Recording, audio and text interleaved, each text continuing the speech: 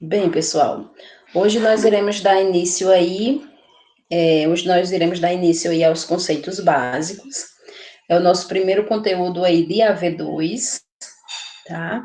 É, aqui nos conceitos básicos, nós iremos trabalhar sinais e sintomas. Eu dividi para vocês em grupos esses sinais e sintomas. São os que nós observamos de mais comuns, tá? Logicamente que em outras literaturas vocês podem encontrar um ou outro conceito que nós não falamos aqui, mas os mais comuns eu peguei e coloquei para vocês nos slides, tá certo? Nós vamos dividir esses slides, tá? Porque na realidade fica muita informação para vocês, tá bom? E daí, pessoal, eu também vou mandar um vídeo para vocês sobre um adolescente esquizofrênico, tá? No vídeo, é um vídeo curtinho de poucos minutos, tá? Vocês vão observar como a mente de um paciente com esquizofrenia, um paciente que alucina, é bem confusa, certo? Então, quando vocês estiverem vendo o vídeo, hoje nós vamos ver alucinações, eu quero que vocês vejam, tentem tirar dele, primeiro, como é difícil, tá? A vida do paciente que alucina, para que a gente já tente incorporar em nós a questão do paciente diferente, tá? A questão da família, que sofre em ver um parente daquele jeito, tanto em ver o sofrimento do parente, quanto a questão dos medos, tá? Como também as sintomatologias que ele apresenta, que a maioria delas vocês vão ver aqui, certo? Então, vamos começar aí. A gente vai ver aí sinais e sintomas de transtornos mentais. E o primeiro grupo que nós vamos ver é o da senso-percepção. Aqui, pessoal, na senso-percepção, tá? São as sensações que o nosso corpo sente com relação ao externo, tá? E também com relação à nossa consciência, à nossa percepção, tá? O que é que a nossa consciência percebe com relação a essas sensações, com relação ao ambiente, com relação às sensações sensoriais, que são os 5 sentidos, tá? Então, a senso-percepção é a capacidade que desenvolvemos de formar uma síntese de todas as sensações e percepções que temos a cada momento e com ela formarmos uma ideia do nosso próprio corpo e de tudo que está à nossa volta. Para isso, fazemos uso de todos os órgãos dos sentidos, tá? Então, sensação é aquilo que nós temos com relação ao ambiente e com relação ao nosso corpo, tá? Percepção é o que essa sensação vai produzir na nossa consciência, ok? Por isso que vai envolver muito as sensações sensoriais, que são justamente os órgãos dos sentidos.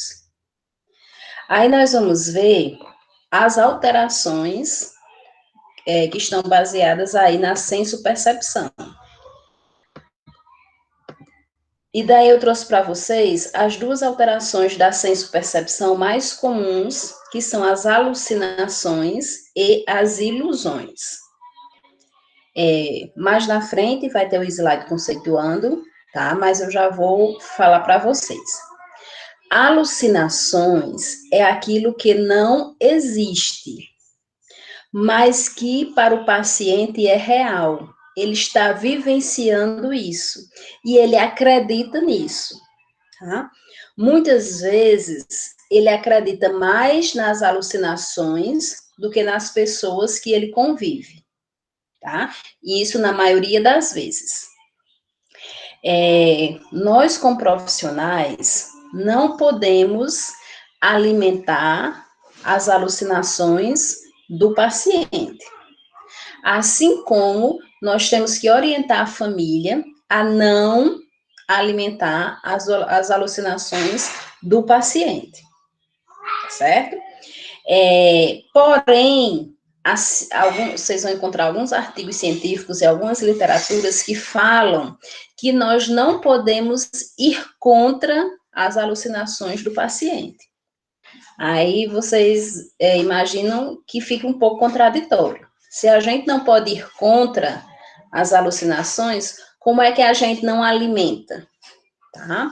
Então, seria no sentido de que o paciente, isso foi até um relato de um colega de vocês há algum tempo, ele dizendo que a tia dele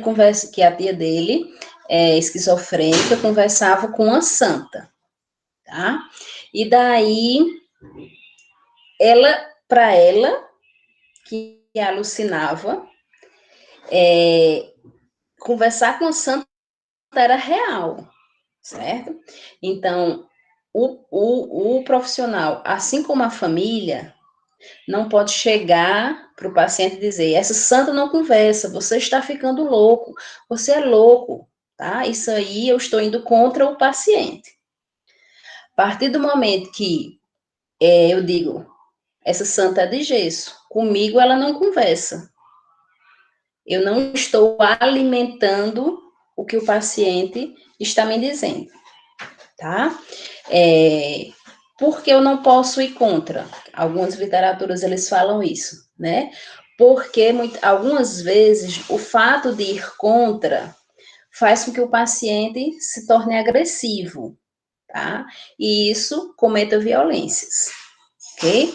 Mas isso, né, nós temos que orientar a família também conhecendo o paciente. Então, alucinações, nós trabalhamos os 5 sentidos. Existem 5 tipos de alucinações: visual, audição, olfato, tato e paladar, tá? Além disso, além das alucinações dos 5 sentidos, nós temos mais 2, que é a sinestésica e a senestésica.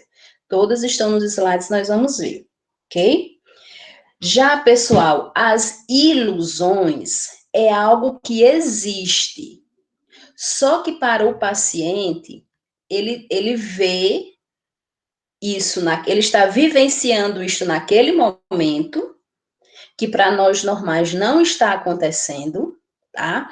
E muitas vezes ele está vendo de forma distorcida, de modo deformado, ok?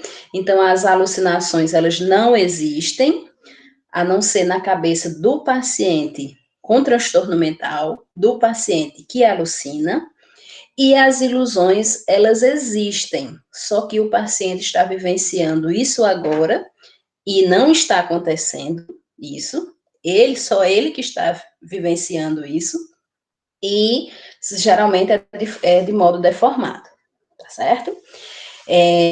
Quando vocês escutam falar em alucinações, tá? As alucinações, elas estão relacionadas às psicoses.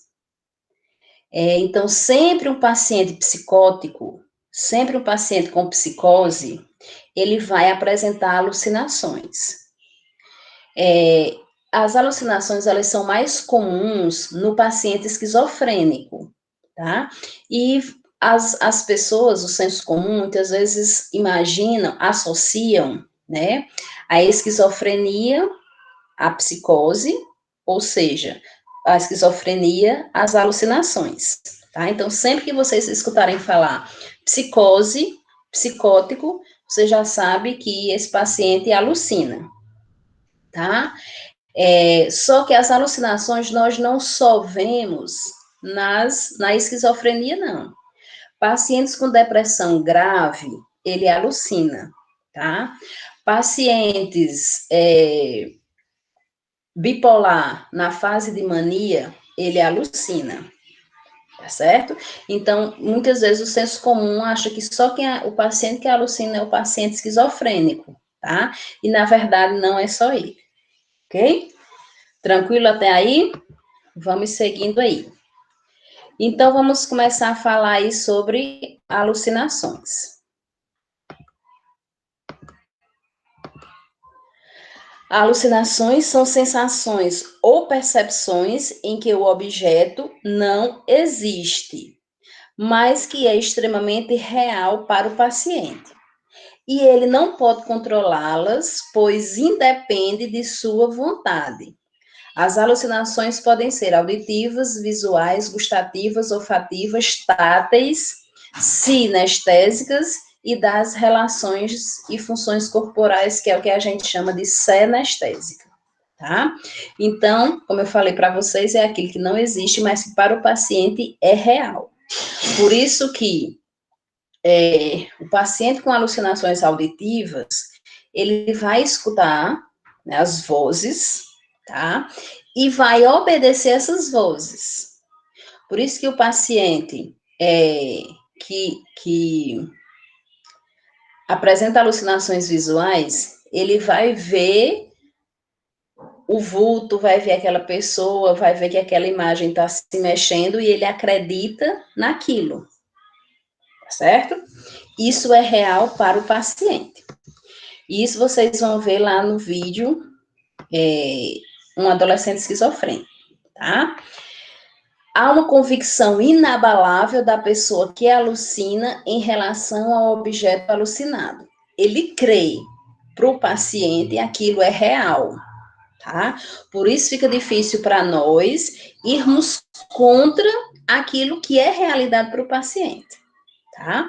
Sendo a percepção da alucinação de origem interna, um objeto alucinado muitas vezes é percebido mais nitidamente que os objetos reais de fato.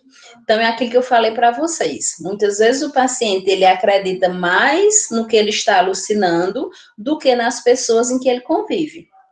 Então, o paciente com alucinação auditiva, ele vai obedecer mais às vozes ou a voz que está na sua cabeça, do que a pessoa que está convivendo com ele, do que o pai, do que a mãe, do que o irmão, do que os de convívio, tá? Embora as alucinações possam manifestar-se através de qualquer um dos 5 sentidos, as mais comuns são as auditivas e as visuais, tá?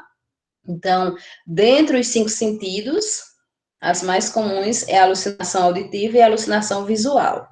As mais raras são as alucinações olfato e paladar, tá? Elas são mais raras e geralmente, na maioria das vezes, elas apresentam no paciente juntas, elas apresentam no paciente associadas, tá? Então, o paciente que apresenta alucinação do olfato, ele vai apresentar alucinação do paladar, tá? São mais raras, porém elas vêm juntas. E daí nós vamos começar a falar de cada tipo de alucinação, certo? O primeiro tipo aí que nós vamos ver são as alucinações auditivas. Podem aparecer sob a forma de sons inespecíficos, chiados, zumbidos, ruídos de sinos, roncos, assobios, e podem aparecer em forma de vozes, diálogos entre mais de um interlocutor, comentários sobre atos do paciente, críticas sobre a pessoa que alucina, proferir injúrias e difamações, comunicar informações fantásticas, sonorizar o pensamento do próprio paciente ou de terceiros, tá? Então, o que seria? Essas vozes. Muitas vezes os pacientes relatam que existe uma voz conversando com ele na mente dele. O paciente também pode relatar vozes na mente dele que estão conversando entre si. Aí imagine como é enlouquecedor, né? A gente ter 2, 3 vozes conversando entre elas, né? Algumas dessas conversas podem ser falando do próprio paciente, né? Difamando aí o próprio paciente, mandando ele fazer algo, tá? E daí ele vai fazer, certo? Ele obedece, que são as alterações que estão dentro das alucinações auditivas, tá? Que a gente chama sonorização do pensamento ou sonorização e o automático, certo? Nós vamos ver eles aqui agora. Nós temos a sonorização do pensamento, que é quando o paciente que tem alucinações auditivas, que apresenta sonorização do pensamento, é como se a voz mandasse ele fazer o que ele já está pensando em fazer, tá? Vamos imaginar nós. Quando nós estamos muito cansados,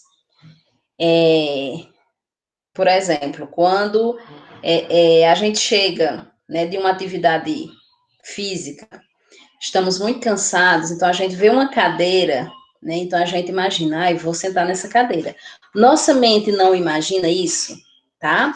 Só que para o paciente que apresenta alucinações auditivas, o fato dele pensar em sentar nessa cadeira, para ele é a voz que está mandando ele sentar naquela cadeira. E isso é o que chama de sonorização do pensamento, tá?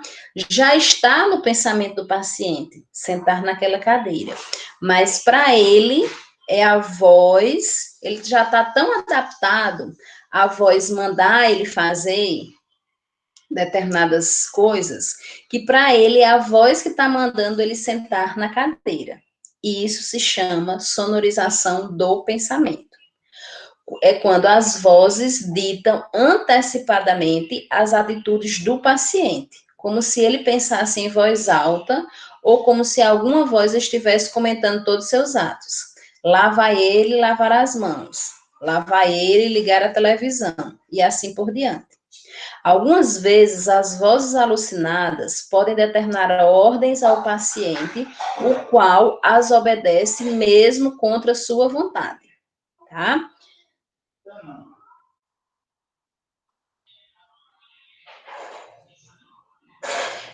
Eu acho que, não sei se Jéssica está falando, daquela novela que quem fez um esquizofrênico foi Bruno Gagliasso. Ah, foi Alma Gêmea? Não me lembro de Alma Gêmea. Quem foi o personagem. Mas também tem uma que foi até uma novela das 9, que Bruno Gagliasso, né, fazia o papel de um esquizofrênico, tá? E lá ele, né, dialogava muito, né, com as vozes que ele estava escutando, né? E muitas das vezes as vozes lá mandavam, né, vocês podem até procurar isso no YouTube, né? As vozes mandavam ele fazer determinada coisa, dizia que alguém estava falando mal dele, né? E daí ele tinha que bater nessa pessoa, certo? Então, isso é o fato de nós pensarmos no que nós vamos fazer para o paciente que tem alucinação auditiva, é a voz que está mandando ele fazer. Então, a voz manda. Isso se chama sonorização do pensamento. E já essa questão de determinar ordens é o que a gente chama de automatismo mental, que é a obediência compulsória às ordens ditadas por vozes alucinadas, tá? Veja, compulsório nós já sabemos que é obrigatório. Então, obrigatoriamente, o paciente ele vai obedecer às ordens que a voz está mandando, tá? Então, se a voz manda o paciente bater no pai, ele vai bater no pai, tá? Se a voz manda ele fazer coisas. Sempre que ele está em crise, se as vozes mandam ele fazer determinadas coisas agressivas, ele vai fazer essas coisas agressivas, tá? Daí, alguns pacientes que são esquizofrênicos, quando eles não estão em crise, e quando eles começam a observar que eles vão entrar em crise, porque os sintomas ficam mais intensos, alguns deles pedem para se isolar, tá?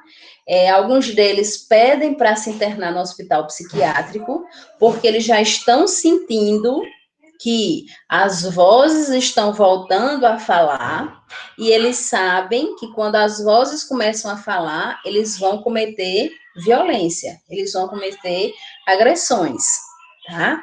Geralmente, né, com as pessoas com que ele convive, certo? Então, nós tínhamos um paciente que ele morava no sítio com os pais, e daí ele não ficava sempre em crise, não. Ele tinha uns períodos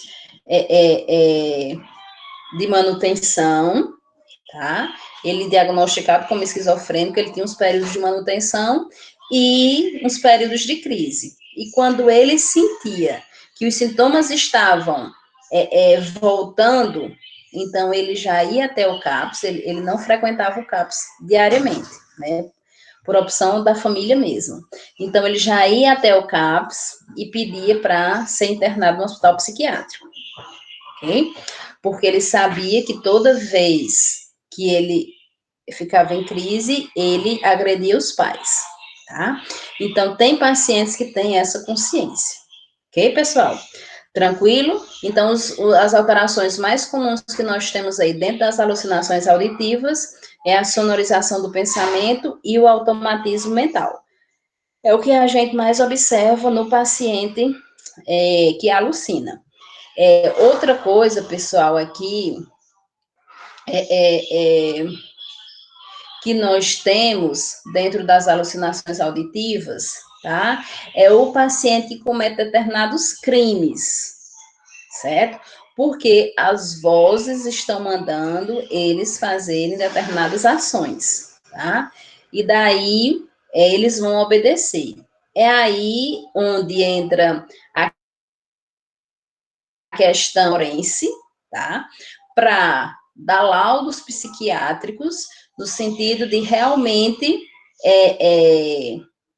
mostrar que esse paciente cometeu, né, esse crime devido às vozes, né, que estão no comando, devido à alteração do automatismo mental, ou não, né? Então, o psiquiatra forense, ele é bastante importante com relação a esses pacientes que alucinam, tá?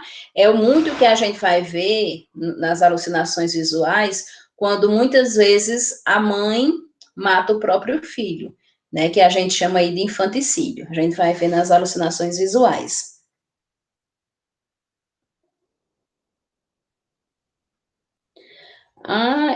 Não, nem escutei falar, Jaqueline. Foi, foi no Pode falar. aeroporto que, que disseram que ele tinha esquizofrenia. Ele fez a comissária de refém e pedindo para ver a Polícia Federal. Disseram que ele era um antigo policial. Aí ele já havia sido preso por causa que tinha cometido alguns crimes devido a essa esquizofrenia dele. Pronto. Então, já juntando aí, né, a de Jaqueline e a de Wellington, que geralmente muitos bandidos, eles querem um laudo para se livrar dos crimes, né, daí a importância do psiquiatra forense, tá? Então, todo estado, né, todo estado do Brasil, né, ele vai ter um psiquiatra forense que seja, né, o indicado, geralmente, para esses casos aí, com relação, né, a esse comissário que Jaqueline está falando, a esses bandidos que o Wellington está falando, tá? Por isso que eu até já disse a vocês, né, quando a gente estava vendo políticas, que muitas vezes o fórum, né, a justiça do município, eles pedem para que o psiquiatra do CAPS, né, ou a psicóloga do CAPS, atenda um determinado paciente que cometeu delitos, né? E o laudo mais, eles podem até dar um relatório, né? Porque o laudo real com relação à sanidade mental, realmente, é o mais fiel, realmente, é do profissional forense, porque, né, ele se especializa justamente nesses casos, tá? Porque, pessoal, eles veem, né, eles conseguem detectar, né, é, até onde o paciente realmente está alucinando e onde se considera uma pseudo-alucinação, tá? É onde muitos bandidos, né, eles são orientados pelos seus advogados, creio eu, né, que eles simulem uma pseudo-alucinação, que essa pseudo-alucinação, pseudo-falso, né, seriam eles simularem a alucinação, tá? Isso pode acontecer, né, como orientação aí nesses casos de bandido, certo? De crimes, mas também, muitas vezes, o próprio paciente que alucina, eles também podem ser orientados a uma pseudo-alucinação, tá? É por isso que da importância de não se dar laudos, né? De não se fechar diagnósticos no primeiro contato. Eu não sei se foi para vocês ou a turma da noite, que a gente estava falando essa questão, né, do benefício, e daí tem pacientes que nunca vieram no CAPS, tá? E aí a primeira vez que a família traz, já traz com o intuito do benefício. E daí traz para que o médico ou o psiquiatra dê o laudo para que eles já vão da entrada do INSS também com orientação da assistente social, tá? Mas muitos psiquiatras, eles não dão o laudo no primeiro contato, certo? Eles dizem, e que é o correto, né? Conhecer o paciente, tá? Então, ter um acompanhamento, porque a princípio a gente trabalha com a hipótese diagnóstica.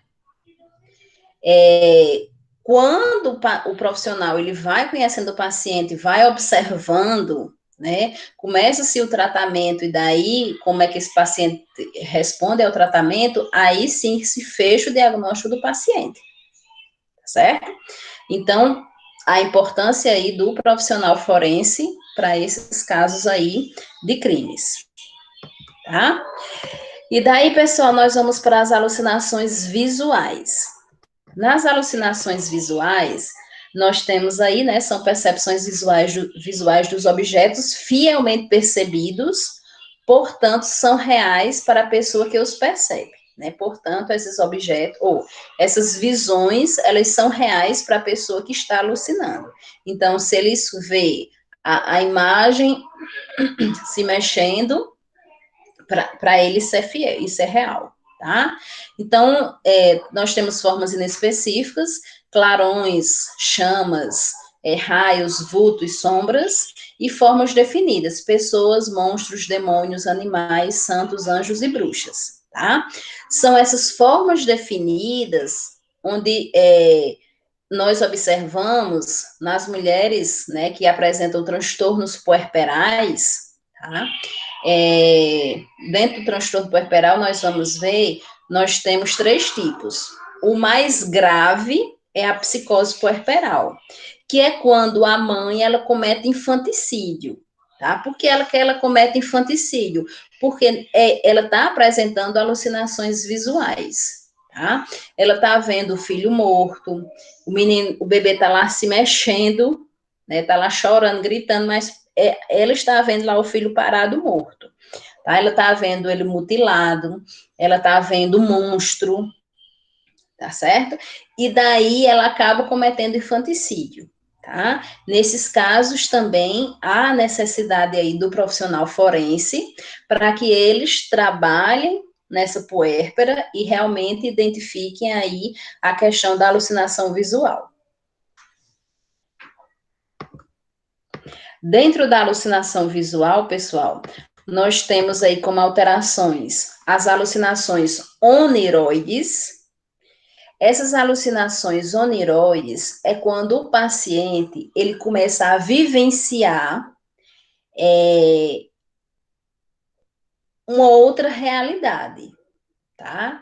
E daí ele visualiza essa outra realidade, que pode ser essa realidade contos de fadas, pode ser cenas de novela, pode ser algo que ele já tenha visto, tá? Então, por exemplo, aquelas historinhas, né, que a gente escuta, né, quando criança, né, Branca de Neve, Sete Anões, A Bela Adormecida. Então, o paciente que apresenta alucinações oniroides, eles estão visualizando todo esse cenário. Eles estão vendo um príncipe vindo no cavalo branco, eles sobem, então eles vivenciam isso, tá? Eles não vivem a realidade, eles vivenciam o conto de fadas, tá? Cenas de novelas, né, que despertaram interesse para eles, né? Um beijo de uma novela, um príncipe de uma novela, um esposo de uma novela. Então, eles vivenciam isso aí, tá? Eles não vivenciam a sua realidade. Eu acho que eu até falei para vocês a questão de uma paciente bipolar na fase de mania, onde ela dizia que ela era artista da Globo. Então, ela se via dessa maneira, tá? Ela apresentava alucinações visuais do tipo oniroides, onde ela se via como artista, tá? E todas as pessoas que ela via, tá? Ela sempre estava vendo um personagem, ela sempre estava vendo um ator da novela, tá? De determinada novela. Então, ela só chamava essa pessoa por esse nome. Tá? Então, as alucinações oniroides adquirem a consistência de uma cena, uma situação como, por exemplo, ver uma carruagem passando pelo paciente e dela descer um príncipe como se transcorresse um sonho acordado. Então, ela não vive a própria realidade, ela não vê a realidade, ela não vê as pessoas.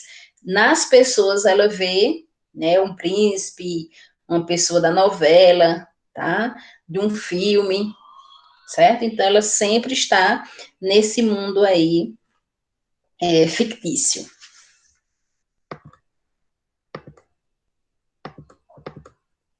E daí nós temos outra alteração dentro das alucinações visuais, que são as zoopsias. Só as zoopsias, elas estão presentes no paciente que apresenta delírio tremens, tá? O delírio tremens, pessoal, ele é causado pela abstinência alcoólica, tá? Existe na saúde mental o delírio 1 e o delírio tremens. O delírio 1,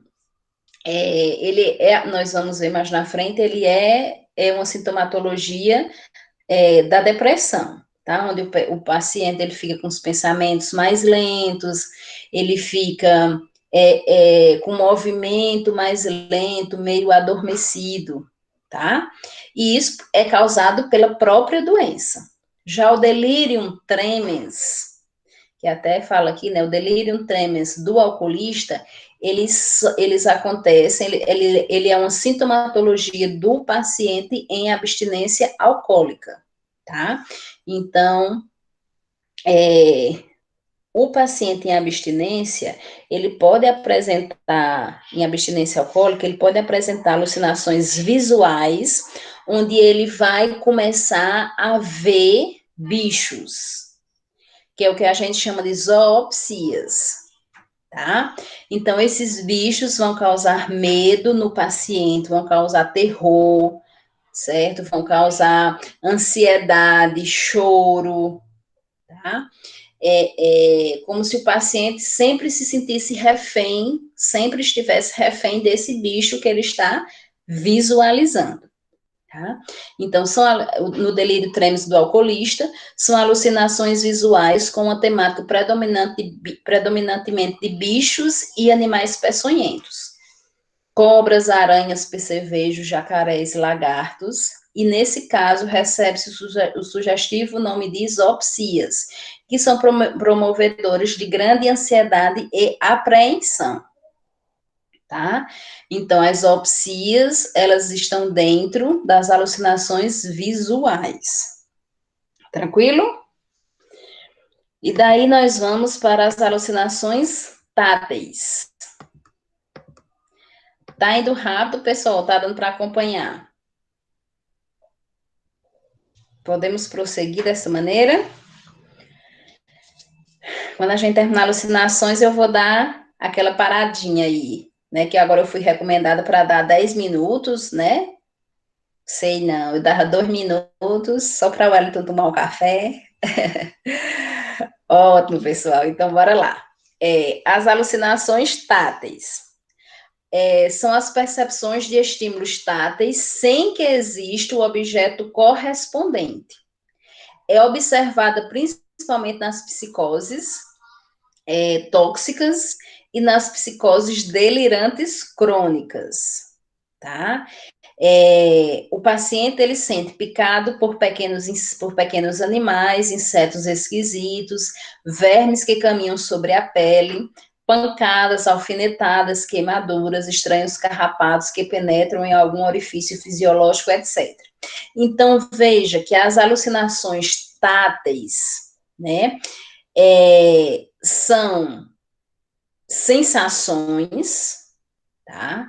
Que o paciente, ele sente no seu próprio corpo, que são causadas pela questão da abstinência, né? Pelas psicoses tóxicas, né?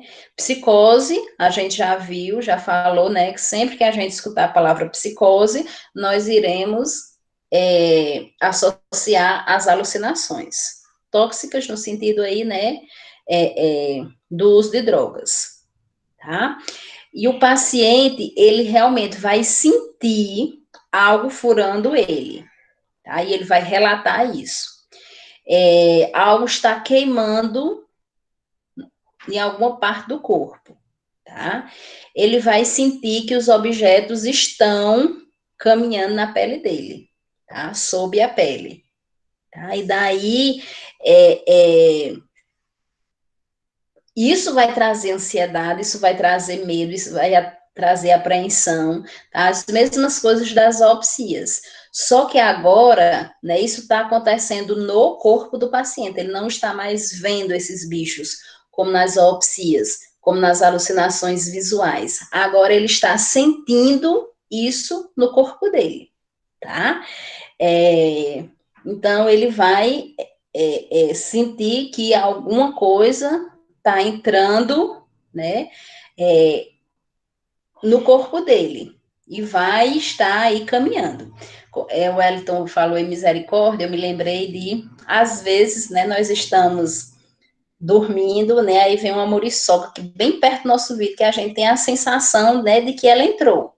Então, a gente já fica realmente agoniado, né, se sentindo misericórdia mesmo, né. Então, imagine o paciente sentir isso andando no seu próprio corpo, né? Sentir que o seu braço está queimando, tá? E ele ter essa sensação de queimadura, certo? Então, é difícil, tá? É um processo muito difícil. Daí a gente começa a entender a questão das alucinações, tá? Como é sofrido para o nosso paciente, ok? E daí, pessoal, nós temos as alucinações sinestésicas e as alucinações senestésicas. Vamos diferenciar aí, ó, que os nomes são bem parecidos, né? Sené, tá? É interno, tá? É algo com relação ao nosso corpo. É algo com relação aos órgãos do nosso corpo, ao esquema do nosso corpo.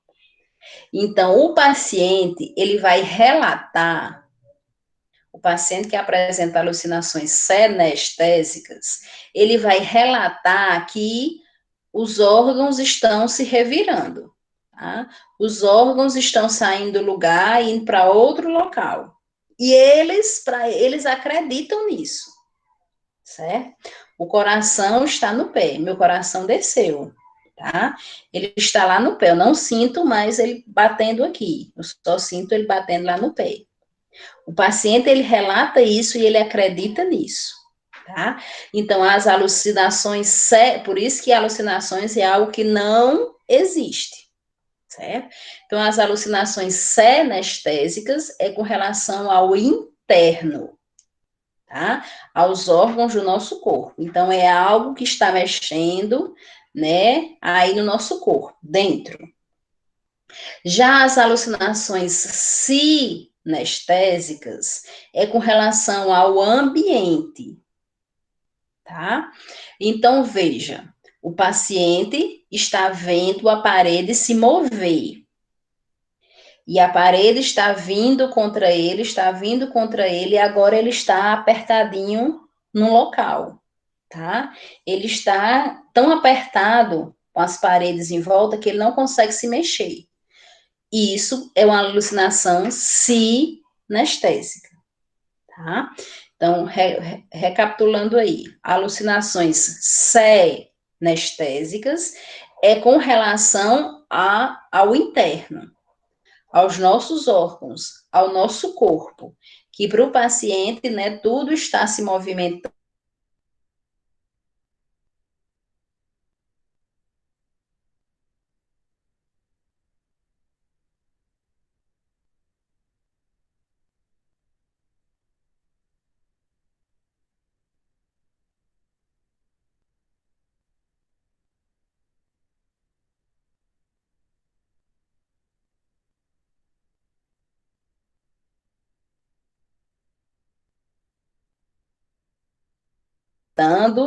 Saindo do seu local, quando estas peças, então ele está vendo que travou. Ai, Jesus, já fico agoniada com essa internet. Voltou? Ah, pronto. Já fica agoniada se essa internet vai parar. Mas vocês viram alucinação sinestésica e sinestésica? Vamos voltar.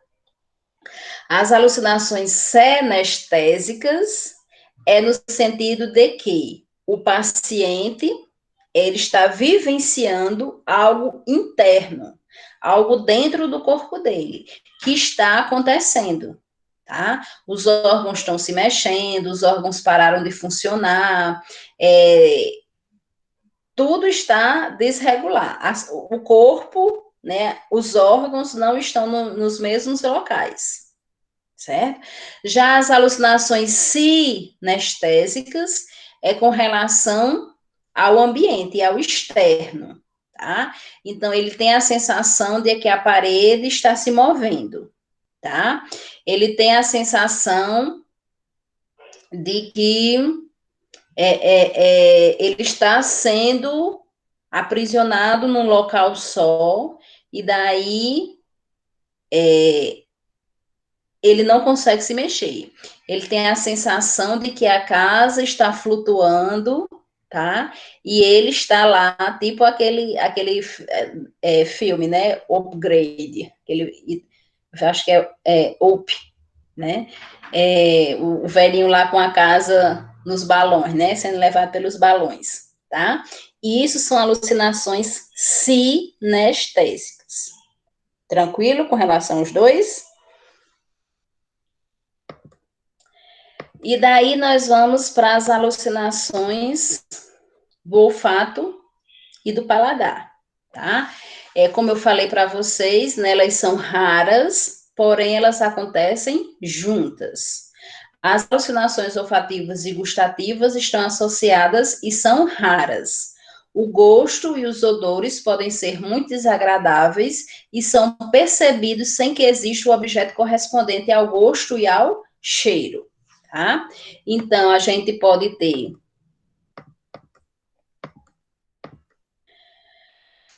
com relação ao gosto alucinado, gosto de sangue, de terra, catarro ou qualquer outra coisa desagradável. Com relação aos odores, desde perfumes exóticos até de fezes.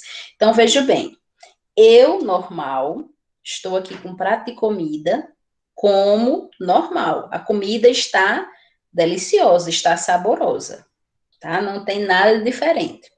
Eu, paciente com alucinação olfativa e gustativa, então eu estou sentindo, estou comendo, estou com o mesmo prato de comida, eu estou sentindo gosto de sangue na comida, então eu estou sentindo também o cheiro de sangue na comida, tá? Isso são alucinações olfativas e gustativas, geralmente, na maioria das vezes, esse paciente ele vai precisar de internação hospitalar, tá? Em hospital geral, porque ele vai, em todo o tempo que ele está alucinando, ele não vai ingerir comida nem bebida, tá? Então ele vai desidratar, ele vai precisar de reposição hídrica aí, certo? Então as duas estão juntas, nós precisamos observar, além do mental, das alucinações olfativas e gustativas, o físico também, porque esse paciente, ele vai deixar de comer, tá certo? Sim, tem sim, Eduardo, tá?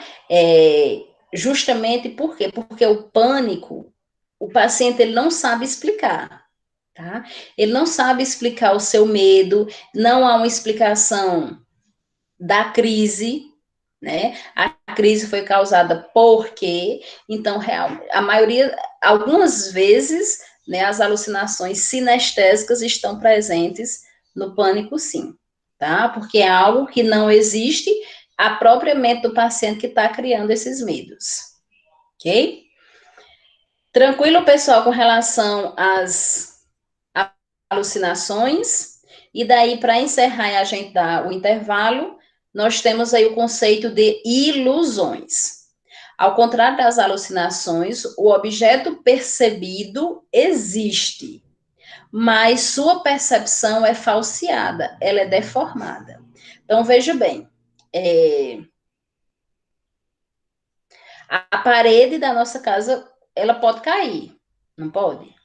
Né? Digamos que ela foi mal feita e tal, e a parede pode cair. Digamos que a gente está fazendo uma reforma e essa parede, né, a gente vai destruir essa parede, ela caiu, tá certo? Isso é algo que pode acontecer. Só que para o paciente que apresenta ilusão, e isso está acontecendo agora, ele está vendo a parede caindo, tá? Por que é que eu dei o exemplo da parede? Para que a gente diferencie as ilusões das alucinações sinestésicas, né, que Eduardo até citou aí. Veja, alucinações não existem.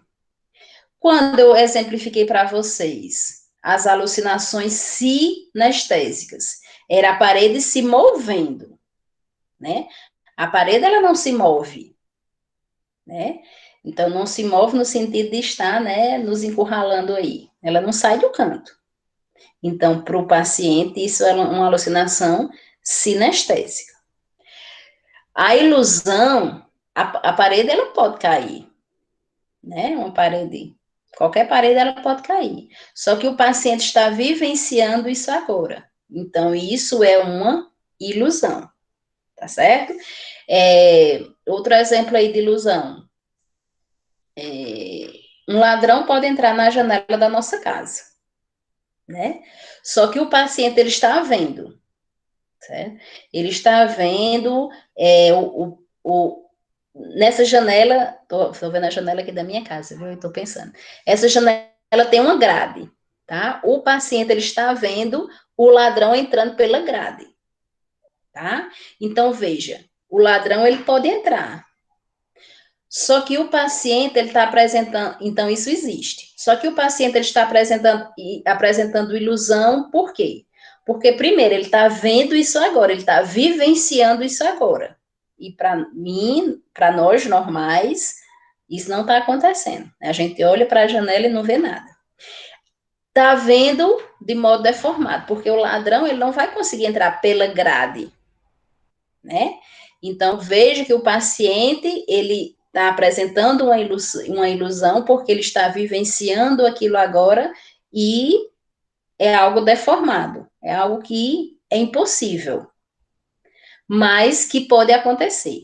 É impossível da forma que ele está descrevendo, mas que pode acontecer um ladrão entrar na nossa casa, tá? Tranquilo, pessoal, com relação às alterações da senso-percepção?